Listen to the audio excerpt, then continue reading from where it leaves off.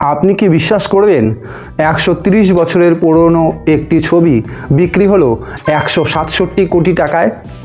হ্যাঁ, এই অবিশ্বাস্য ঘটনাটি ঘটেছে ভারতের এক কিংবদন্তি শিল্পী রাজা রবি বর্মার একটি চিত্রকে ঘিরে। এই ছবির নাম যশোদা অ্যান্ড কৃষ্ণা। একটা সাধারণ মা আর সন্তানের মুহূর্ত, কিন্তু এর ভিতরে লুকিয়ে আছে গভীর ভালোবাসা, আবেগ আর ভারতীয় সংস্কৃতির আত্মা।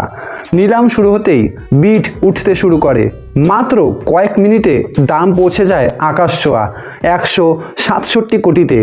আর জানেন কে কিনেছেন এই মাস্টারপিস? ভারতের বিখ্যাত শিল্পপতি সাইরাস এস পুনেওয়ালা।